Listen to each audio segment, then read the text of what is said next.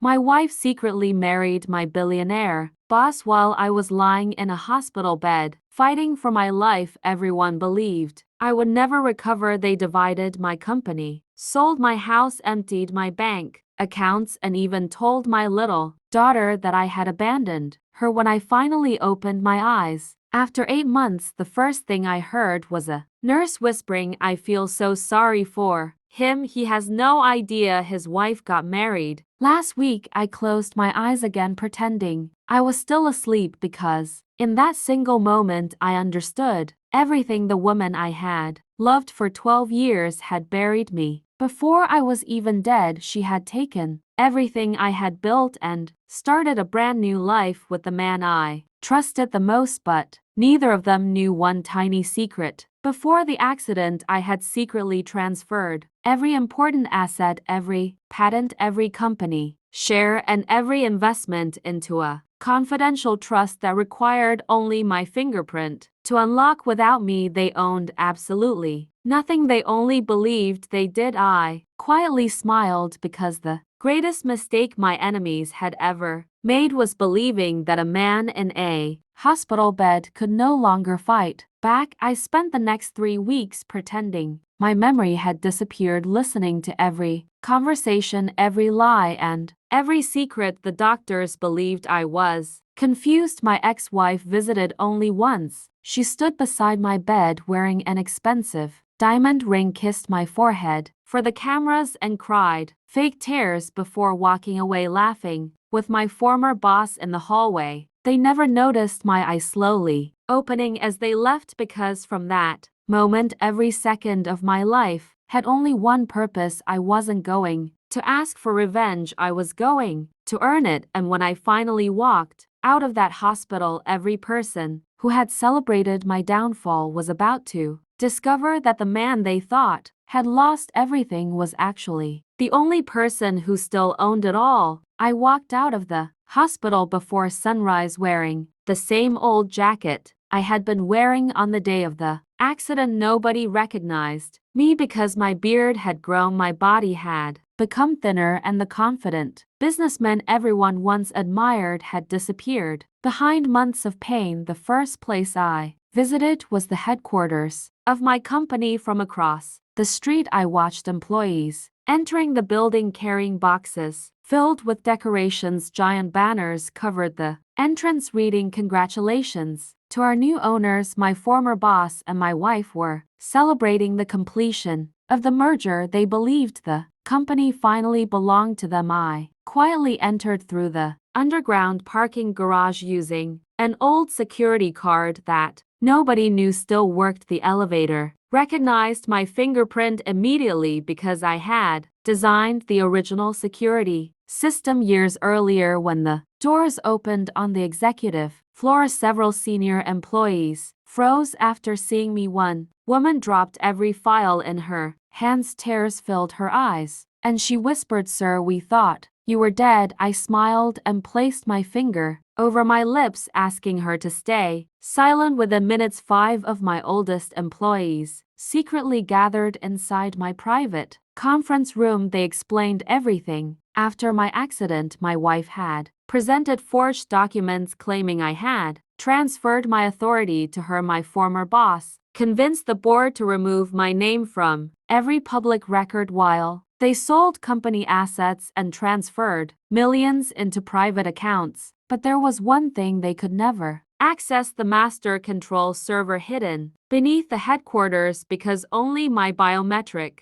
authorization could unlock it. I asked one simple question: has anyone entered Vault 7? Every face in the room turned pale. One employee slowly shook his head and replied, "Nobody, sir. Your fingerprint is still the only key." I smiled for the first time since waking up, because inside Vault 7 was every original ownership document, every financial record, every security backup, and enough evidence to destroy everyone who had betrayed me. Just as I stood up to walk toward the underground vault, alarms suddenly echoed through the building. My former boss had arrived with my wife, surrounded by security guards, completely unaware that the real owner of the empire was already waiting for them inside their own office, and the moment they opened the conference room door, their perfect new life was about to begin falling apart. My former boss pushed the conference room door open with complete confidence while my ex-wife followed behind him, laughing about the celebration. Downstairs, the moment they saw me, both of them stopped moving. The smile disappeared from their faces. My wife turned completely pale and whispered, "That's impossible. You were still in the hospital yesterday." I calmly pulled out a chair, sat at the head of the table, and replied, "That's what you wanted everyone to believe." My former boss recovered first and forced a fake smile, saying, "Security, escort this man out immediately." One of the guards stepped forward, but before he could touch me, his access card suddenly stopped working. Every electronic door on the executive floor locked automatically. The lights dimmed and the giant screen at the end of the room switched on by itself. My former boss looked around in confusion because he had never seen the system activate like this. I quietly placed my thumb on the small biometric scanner built into the table, and within seconds the company logo disappeared from the screen, replaced by a single message: "Welcome back, founder James Carter. Administrator access restored." Every employee on the floor received the same notification on their computers, phones, and office screens. People began leaving their desks, running toward the executive conference room, trying to understand what was happening. Then the hidden vault beneath the building unlocked for the first time in 8 months. Inside were the original ownership certificates, every patent, every financial record, every security recording, and thousands of confidential files proving that my wife and former boss had forged signatures, stolen company funds, and secretly transferred millions of dollars into offshore accounts. My oldest employee walked into the room carrying the black archive case and placed it directly in front of me. I slowly opened it, removed the original founder certificate, signed years before the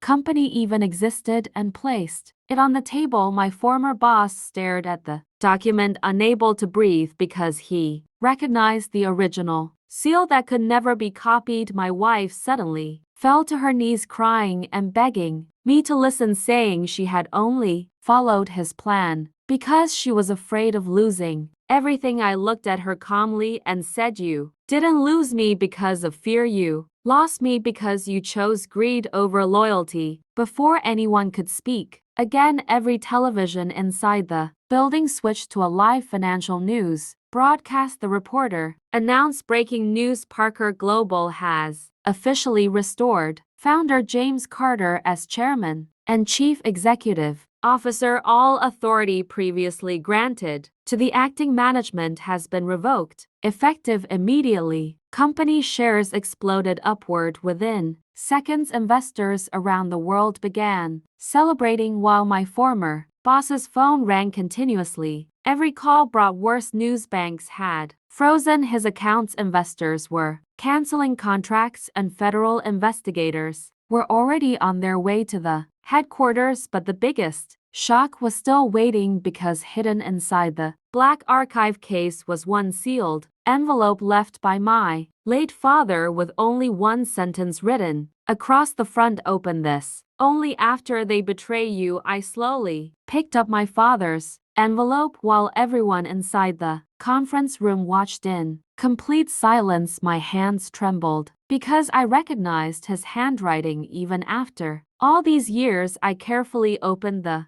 envelope and unfolded the letter. The first sentence made my heart stop. "James, if you are reading this, then the people closest to you have already betrayed you. Never hate them, because greed always exposes itself without any help from you." I continued reading while my wife cried quietly. Across the room, my father explained that years before he passed away, he had secretly created another holding company that nobody knew existed. Every major investment, every international partnership, and every future technology project had been placed under that company instead of the one everyone believed was our main business even I had never known about it. The final page contained a single bank account number, a private access code, and the address of a confidential meeting room in New York where the directors of that hidden company had been waiting for my return for almost 10 years before I could even finish reading. My phone rang. It was an unknown international number. I answered, and a calm voice said, "Welcome back, Mr. Carter. We have waited 8 months for your call. The board is ready to transfer control of the global group whenever you arrive." My former boss heard every word. His face turned white because he finally understood that the company he had stolen was only a small part of what my family actually owned. I slowly stood up, closed the